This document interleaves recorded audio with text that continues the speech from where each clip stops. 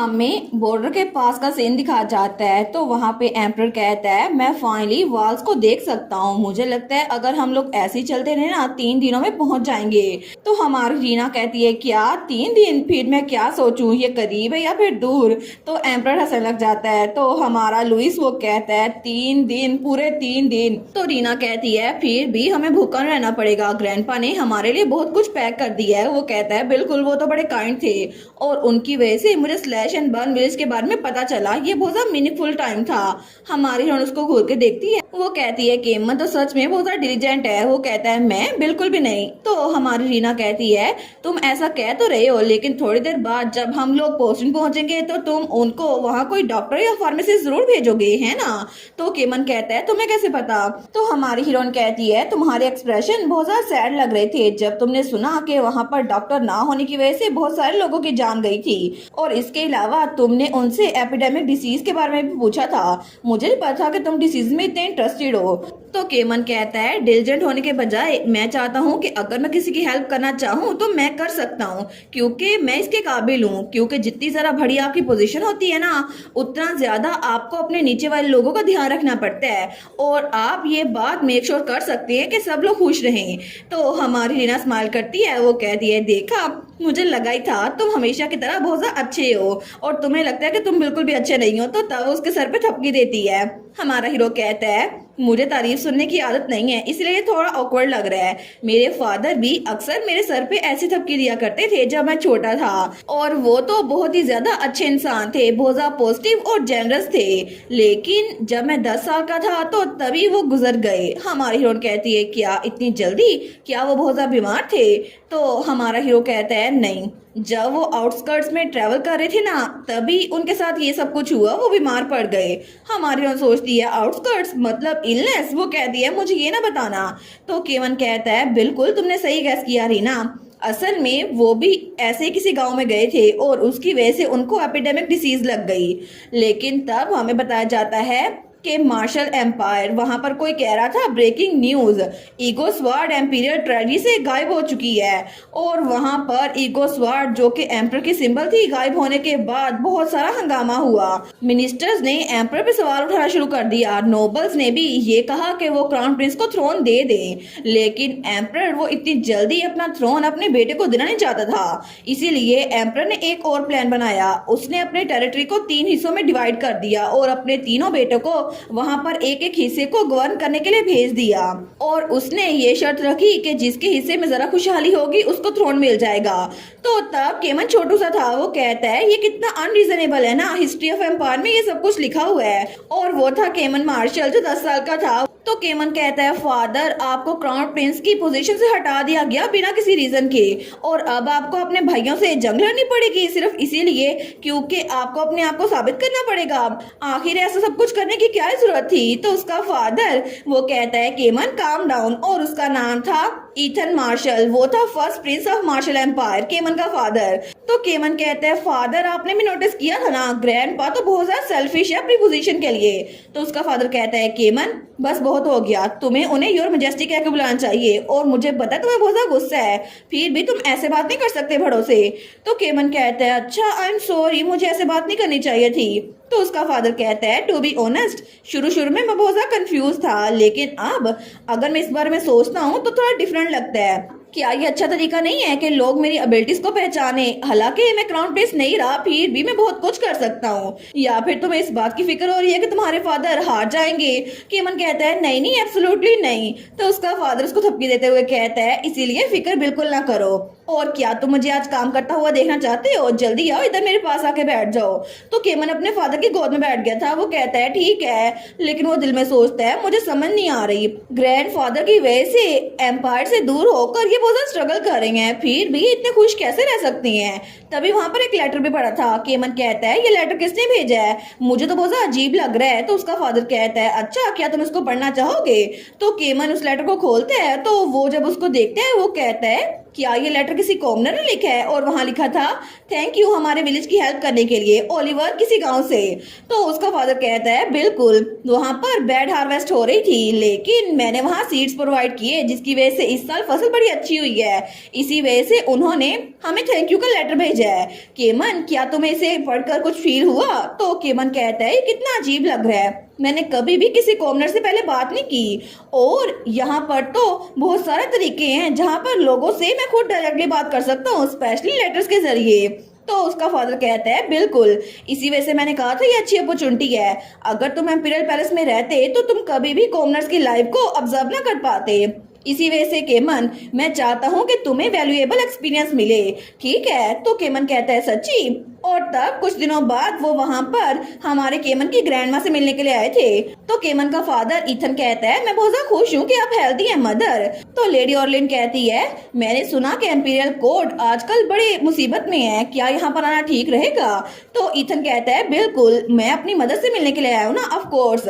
और केमन भी बहुत जल्दी बड़ा हो रहा है, ऐसा लगता है कि हमने कल ही पैलेस छोड़ा था। तो तभी केमन की नजर दूसरी तरफ पड़ती है, वो सोचता है क्या ये वही सीन नहीं है जो मैंने बुक में देखा था हार्वेस्ट सीजन का, लेकिन ये सारे लोग स्ट्रगल कर रहे हैं फिर भी इतने खुश क्यों लग रहे हैं, सब के सब खुश है। तो उसकी ग्रैंडमा कहती है केमन तुम कहाँ पर देख रहे हो? वो कहता है ग्रैंड मदर, क्या मैं भी ऐसी जगह बना सकता हूँ जहाँ पर लोग हमेशा के लिए बहुत ज्यादा खुश रहे?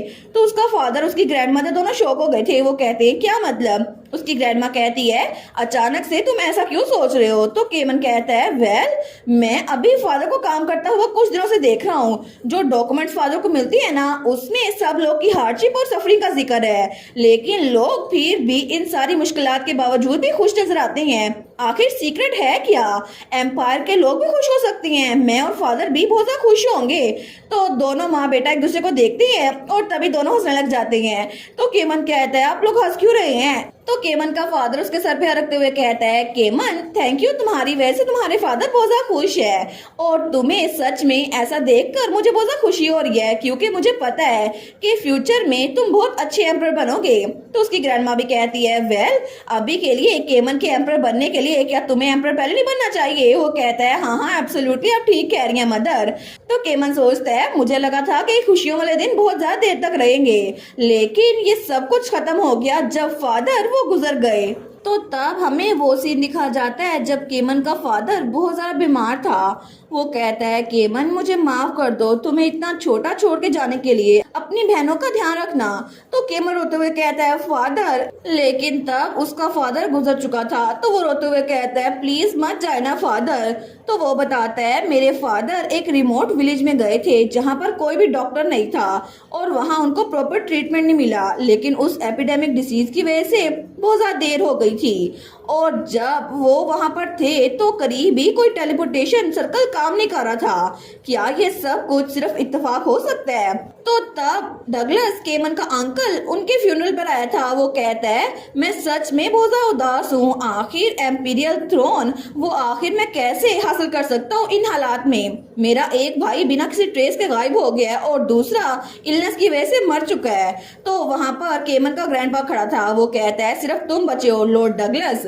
तो डगलस कहता है बिल्कुल, ऐसा लगता है कि अब मेरे भाई मेरी साइड पर नहीं है तो थ्रोन मुझे मिलेगा। तो केमन का ग्रैंडपा सोचता है सच में मैंने सक्सेशन स्ट्रगल सिर्फ इसलिए की थी ताकि मैं एम्परर बना रह सकूं, लेकिन अभी भी मेरा सबसे ट्रबलसम बेटा बच गया है। तो तब वो सोचता है अगर इसने थ्रोन को अभी लेने की कोशिश की तो फिर मैं क्या करूंगा, लेकिन तभी उसकी नजर केमन और उसकी बहनों पे पड़ती है। तो तब वो केमन को और उसके अंकल डगलस को देखता है। तो तब एम्परर कहता है अभी मैं इस बारे में सोच रहा हूँ तो सिर्फ तुम अकेले नहीं बचे। डगलस कहता है क्या? तो केमन का ग्रैंडपा कहता है एक और बच्चा भी है जिसके पास सक्सेशन का हक है। तो डगलस कहता है योर मैजेस्टी, आखिर आप ऐसा कैसे कर सकती हैं? केमन बहुत ज्यादा छोटा है, उसको थ्रोन नहीं मिल सकता। तो केमन का ग्रैंडपा एम्परर कहता है क्या फर्क पड़ता है उम्र से, वैसे भी एम्परर बनने के लिए एज काफी नहीं होती। तुम भी इस बारे में बोलो केमन, क्या तुम अपने फादर की जगह ये थ्रोन लेकर यहाँ पर राज करना चाहोगे?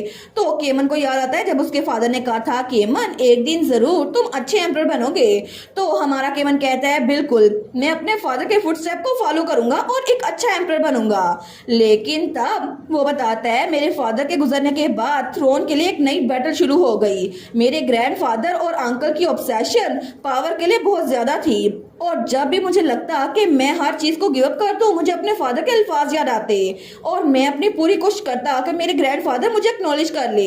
लेकिन एफर्ट्स का रिजल्ट हमेशा अच्छा नहीं निकलता ना। तो वहां पे कुछ मेट्स बातें कर रही थी, तुम्हें पता है लेट फर्स्ट प्रिंस का बेटा हर कोई उनको उम्र के हिसाब से डिसमिस कर रहा था, लेकिन वो तो बहुत ज्यादा शार्प है। तो कुछ और लोग बातें कर रहे थे, ऐसा लगता है कि थ्रोन वो जरूर डगलस के पास जाएगा, लेकिन फिर भी उनका नेफ्यू 10 साल का है और अभी भी वो स्वॉर्डमैनशिप में इतना एक्स्ट्रा ऑर्डिनरी है। जरूर वो तो हिज मैजेस्टी को भी सरपास कर सकता है। लेकिन ये सारी की सारी खबरें एम्परर के कानों में पहुंच गई थी और उसको अपने ग्रैंडसन से ही नफरत हो रही थी। तो तभी वहां पर कोई प्रैक्टिस कर रहा था तो वो उसके हाथ तलवार नीचे गिरा देता है। तो वो थी छोटी सी सुजैन। वो कहती है मेरे हाथ में दर्द हो रहा है। तो उसका ग्रैंडफादर कहता है एक लड़की तलवार कैसे चला सकती है। तो केमन अपने बहन के सामने आते हुए कहता है योर मैजेस्टी सुजैन की गलती नहीं है, मैंने उसको तलवार दी थी। तो उसका ग्रैंड हंसते हुए कहता है तुमने अपनी तलवार उसको दी? क्या तुम्हें लगता है कि अपनी ट्रेनिंग छोड़कर तुम अपनी बहन के साथ खेल सकते हो? ऐसे काम नहीं चलता। तुम्हें लगता है कि तुम ऐसे थ्रोन ले पाओगे?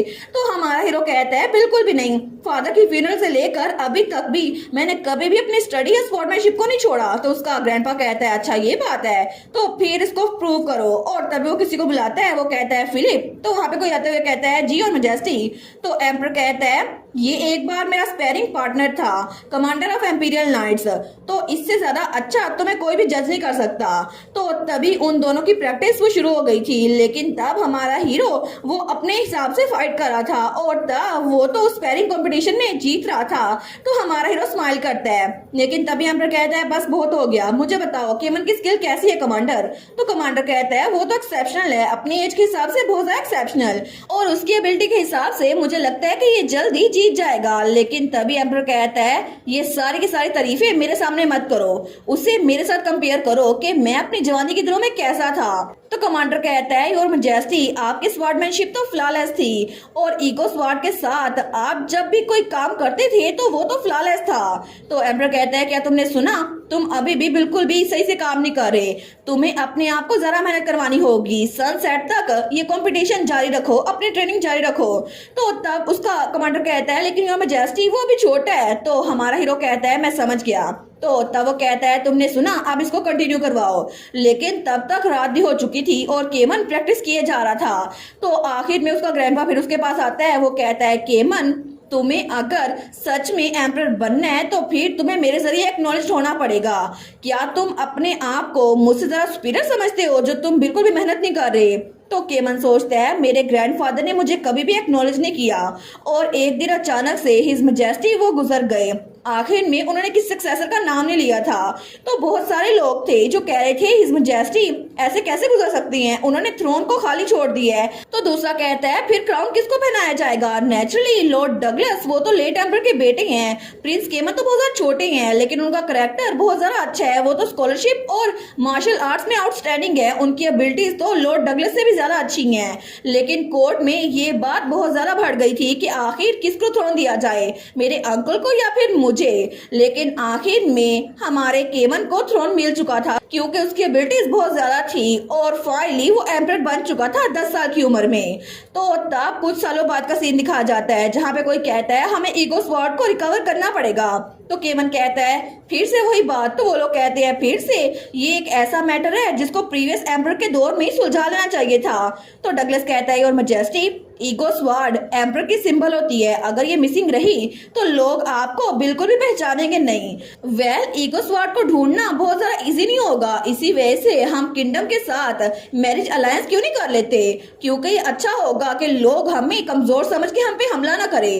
तो तब वो सोचता है इसका मतलब है किंग ऑफ ब्राह्म्स वो तो बहुत ज्यादा बूढ़ा है, क्या ये मेरी बहनों की बेइज्जती कर रहे हैं?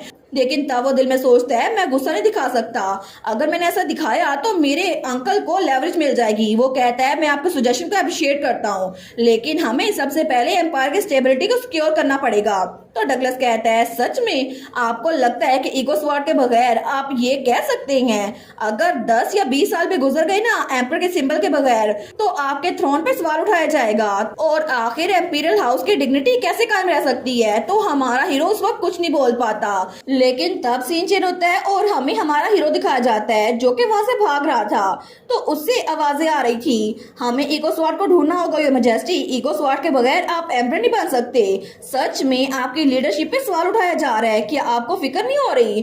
तो हमारा हीरो आगे की तरफ भाग रहा था। वो सोचता है लाइट, मुझे लाइट नजर आ रही है, अगर मैं उस लाइट की तरफ गया तो मैं पहले से निकल सकता हूँ। लेकिन तभी वो पीछे मुड़कर देखते हैं तो वहां पे बहुत सारे लोग थे, बहुत सारे कॉमनर्स। वो कहते हैं योर मैजेस्टी प्लीज हमें बचाएं, क्या आप हमें अबंडन कर रही हैं? तभी कोई उसके कंधे पे हाथ रखते हुए कहता है अगर ईगो स्वॉर्ड हमें ना मिली तो फिर क्या हम प्रिंसेसेस की शादी ना करवा दे? तो वो था उसका अंकल। लेकिन तभी हमारे केमन की आंख खुलती है। वो सोचता है क्या ये ख्वाब था? लेकिन फिर भी आखिर तक उसके अंकल ने इसी बात पे जोर दिया कि उसकी छोटी बहनों की शादी नेबरिंग किंगडम में करवा दी जाए, क्योंकि एम्परर बनने के लिए उनको अलायंस की जरूरत थी। लेकिन इसी वजह से वो बहुत ज्यादा थक चुका था। वो सोचता है क्या मैं सच में पहली जगह पर ही एम्परर बनने के काबिल था? तो तब अपने कमरे से निकलता है। वो सोचता है एम्पायर और उसके सिटीजन्स के लिए मुझे कुछ ना कुछ करना पड़ेगा, लेकिन मैं जितनी मर्जी कोशिश करूं मुझे लगता है मैं सबसे दूर हो रहा हूं। मुझे तो ये भी नहीं पता मुझे आगे क्या करना है। तो तभी वो एक दरवाजा खोलते हैं तो वहां पे टेलीपोर्टेशन सर्कल था। तो तब वो उसकी तरफ देखता है, लेकिन थोड़ी देर बाद हमें पोस्टमैन का सीन दिखा जाता है जहाँ कोई कहता है माई लेडी बहुत ज्यादा देर हो गई है, आपको सो जाना चाहिए। तो वहाँ पे लेडी ऑरेलिया थी, हमारे हीरो की ग्रैंड माँ। वो कहती है मैंने ये काम खत्म कर लिया है, मैं बस जा ही रही हूँ और तुम जाके शेफ से कहो कि मुझे मिडनाइट स्नैक अच्छा लगा। वो कहता है वेरी वेल। तो तब वो कमरे से निकलता है। वो कहता है और नेस्ली ये तो बहुत ज्यादा काम करती हैं। लेकिन तभी उसे केमन नजर आता है। वो कहता है आखिर आप यहाँ पर क्या कर रहे हैं योर मैजेस्टी? तो हमारे हीरो के ग्रैंडमा उसकी आवाज सुनती है। वो कहती है योर मैजेस्टी क्या मतलब? लेकिन जब वो बाहर आती है तो हमारा केमन खड़ा था। वो बहुत ज्यादा परेशान लग रहा था। वो कहता है रात के इस वक्त यहाँ आने के लिए आई एम सॉरी। तो उसकी ग्रैंड मदर कहती है अंदर आ जाओ मेरे बच्चे, और तब उसको कमरे में ले आई थी। लेकिन तभी जब वो हमारे केमन को देखती है वो सोचती है मैंने सुना था कि डगलस अभी तक थ्रोन से पीछे नहीं हटा और ऐसा लगता है वो बहुत ज्यादा स्कीम्स कर रहा है, लेकिन इतनी छोटी उम्र में थ्रोन हासिल करना इसके लिए बहुत ज्यादा मुश्किल रहा होगा। तो तब उसकी ग्रैंडमा कहती है क्या तुम भाग आए? तो हमारा हीरो थोड़ा फ्लिंच होता है। वो कहता है नहीं मैं भागा नहीं हूँ, बस मुझे बहुत ज्यादा घुटन हो रही थी। मुझे लगा था अगर मैं एम्पायर के अलावा कहीं और जाऊंगा तो ठीक रहूंगा। और मेरे ग्रैंडफादर जब तक वो मरे नहीं थे उन्होंने हमेशा मेरे अंकल को मेरे खिलाफ करने की कोशिश की थी, और अब मुझे लगा था शायद मैं इस हेलिश टाइम से गुजर जाऊंगा, लेकिन अंकल अभी भी मेरे पीछे पड़े हुए हैं, ना सिर्फ मेरे बल्कि मेरी बहनों के भी। अभी वो बहुत ज्यादा छोटी हैं और वो उनकी शादी एक बूढ़े आदमी से करवाने की कोशिश कर रही हैं। तो अगर मैं फादर के फुटस्टेप को फॉलो करने की कोशिश भी करूं फिर भी मेरी मासूम बहनें उनको ले लिया जाएगा, मुझे इस बात से डर लग रहा है। तो तब केमन की ग्रैंडमा कहती है तो फिर तुम अपना थ्रोन डगलस को दे क्यों नहीं देते? तो केमन कहता है नहीं मैं ऐसा नहीं कर सकता। उसकी ग्रैंडमदर कहती है ऐसा क्यों? अगर तुम उसको थ्रोन दे दो तो तुम्हारी बहनें सेफ रहेंगी। तो केमन कहता है बिल्कुल नहीं, मेरे अंकल पावर के पीछे पागल है। अगर वो एक बार एम्परर बन गए तो वो एम्पायर को बढ़ाने की कोशिश करेंगे, जिसकी वजह से हमें वार करनी पड़ेगी और बहुत सारी मासूम जानें जाया हो जाएंगी। इसी वजह से मैं पीछे बैठकर उनको सफर करता हुआ नहीं देख सकता। तो उसकी ग्रैंडमदर उसको देखकर स्माइल करती है। वो कहती है योर मैजेस्टी क्या आपको याद है कि पिछली बार जब आप हार्वेस्ट का सीजन अपने फादर के साथ देखने के लिए आए थे तो आपने क्या सवाल पूछा था? तो केमन कहता है क्या मैंने सवाल पूछा था? वो कहती है बिल्कुल, आपने अपनी चमकती हुई आंखों से पूछा था कि आखिर मैं ऐसा क्या करूं जिसकी वजह से जैसे पोस्टन के लोग खुश हैं एम्पायर के लोग भी खुश रहें। लेकिन तुम्हें पता है केमन, मुझे लगता है कि एम्पायर के लोग पहले बहुत ज्यादा खुश है क्योंकि उनका एम्परर तुम्हारे जैसा इंसान है जिनको उनकी फिक्र है। इसी वजह से तुम बहुत ज्यादा एडमायरेबल हो और मुझे तुम पे बहुत ज्यादा नाज है मेरे बच्चे। तो हमारा केमन उसकी आंखों से आंसू गिर रहे थे। वो सोचता है मैं सच में एम्पायर के लोगों को खुश करना चाहता था। मैं चाहता था मैं अपने फादर के फुटस्टेप पे चलूं, एक अच्छा एम्परर बनूं। लेकिन यही रेजोल्यूशन मैंने बचपन में बनाई थी और तब वो बहुत ज्यादा रो रहा था। वो सोचता है मैं आखिर ये बात कब भूल गया। वो कहता है मुझे माफ कर दे, मेरे आंसू रुक ही नहीं रहे। प्लीज मुझे माफ कर दे। तो उसकी ग्रैंडमदर कहती है जितना चाहो रो लो, मैंने आज कुछ भी नहीं देखा, ठीक है, और उसको गले लगा लेती है। लेकिन थोड़ी देर बाद हमारा केमन वापस जा रहा था। वो कहता है मुझे माफ कीजिएगा लेक ऑफ कंपोयर के लिए ग्रैंडमदर, मैं कभी भी आपके सामने अपनी वीक साइड शो नहीं करूंगा। तो उसकी ग्रैंडमदर कहती है आराम से ट्रैवल करना योर मैजेस्टी, मैं उम्मीद करूंगी कि एम्पायर वो पीसफुल रहे। और तब हमें कुछ दिनों बाद का सीन दिखाया जाता है जहाँ कोई कहता है योर मैजेस्टी, जो लॉर्ड डगलस ने कहा था मैरिज प्रपोजल के बारे में, क्या आपने उस बारे में सोचा, क्योंकि ईगो स्वॉर्ड अभी तक नहीं मिली है। तो दूसरा कहता है इसी वजह से हमें लगता है हमें इसे पॉजिटिव लाइट में देखना चाहिए। तो केमन कहता है बिल्कुल नहीं, मैं कभी भी इस एम्पायर के प्रिंसेस को दूसरी कंट्री में बिल्कुल नहीं बेचूंगा प्रॉपर्टी की तरह। तो वो लोग कहते हैं नहीं नहीं, हम तो ऐसा कुछ नहीं कह रहे, हम तो सिर्फ मैरिज अलायंस की बात कर रहे हैं। तो केमन कहता है अगर आपको आसान रास्ता चुनना है ना तो इससे चीजें खराब ही होंगी। वैसे भी फॉरेन पावर्स पे रिलाई करना टेम्परेरी मेजर होता है। अगर हमें लोगों की एंग्जाइटी को कम करना है तो हमें सबसे पहले एम्पायर पे काम करना पड़ेगा। और रूमर्स बिल्कुल सच है कि ईगो स्वॉर्ड इसी वजह से गायब हुई क्योंकि उसने एम्पीरियल हाउस को रिकॉग्नाइज नहीं किया। इसी वजह से शायद हमें सबसे पहले अपनी नेशन को स्टेबलाइज करना चाहिए प्रॉपर गवर्नेंस के जरिए। तो मिसिंग ईगो स्वॉर्ड खुद से अपने आप यहाँ पर आ जाएगी। आपको ऐसा नहीं लगता कि ये सब कुछ हो सकता है? क्या मैं गलत कह रहा हूँ? तो वो लोग थोड़ी देर के लिए खामोश हो गए थे। हमारा हीरो कहता है इसी वजह से ईगो स्वॉर्ड पे ऑब्सेशन करना बंद कर दे। सबसे पहले आपको एम्पायर के लोग के बारे में सोचना चाहिए और सबसे पहले अपनी पोजीशन पर अपनी ड्यूटीज को पूरे करें। और तब कुछ दिनों के बाद वो अपने फादर की ग्रेव पर आया था। तो वो वहां पर फ्लावर रखता है। वो कहता है फादर मुझे अब बिल्कुल भी डर नहीं लग रहा और मैं एक ना एक दिन अपने आप को प्रूव करके रहूंगा। वो दिल में सोचता है मैं एक दिन बहुत अच्छा एम्परर बनूंगा जिसको आप और ईगो स्वॉर्ड दोनों रिकॉग्नाइज कर लें, क्योंकि मैं सच में एम्पायर के लोगों को और अपनी फैमिली को खुश देखना चाहता हूँ। और तभी वो ये सब कुछ सोच रहा था, लेकिन वो रीना से कहता है मेरे फादर मेरे लिए स्पोर्ट ऑफ पिलर थे और जब वो गुजर गए ना तो रिस्पॉन्सिबिलिटी सारी मेरे कंधों पर आ गई। इसी वजह से मुझे लगा था कि मैं सब कुछ पीछे छोड़ के भाग जाऊं। तो रीना कहती है लेकिन मुझे यकीन है कि तुम अच्छे इंसान हो, क्योंकि इस सब के बावजूद भी तुम भागे नहीं, है ना? तुमने दूसरों के लिए इसको खुद से किया। केमन सच में मुझे लगता है कि तुम में सिंसियरिटी और एफर्ट दोनों है, इसी वजह से मैं तुम्हें बहुत ज्यादा पसंद करती हूँ। तो हमारा एम्पर स्माइल करते हुए कहता है रीना। तो पीछे से ईगो स्वॉर्ड भी आते हुए कहती है तुम लोग भूल तो नहीं गए कि ये सब कुछ मेरी वजह से हुआ है ना, कि मेरी वजह से ये पोस्ट में आया था और तुम दोनों मिल पाए हो, तुम्हें मेरे लिए शुक्रगुजार होना चाहिए। तो रीना कहती है बिल्कुल बिल्कुल लुई, अगर तुम्हारी वजह से ना होता ना तो केमन कभी भी पोस्ट ही ना आता। तो हमारी ओर सोचती है मैंने फार्मिंग को चूज किया और एक ईगो स्वॉर्ड की मास्टर बन गई, लेकिन मैं एक विलनस थी जिसको अकेले एक दूर की जगह पर मरना था। फिर भी मैंने ये सब कुछ एक्सपीरियंस किया। और क्या इसका मतलब था कि ये सारा रास्ता केमन की तरफ जाता था? इसी वजह से वो कहती है बाय द वे लुई, तुम तो एक बहुत ज्यादा प्रीशियस फैमिली हेयरलूम हो ना, मुझे लगता कि तुम्हें बिल्कुल भी ऐसे मुझे इस्तेमाल करना चाहिए।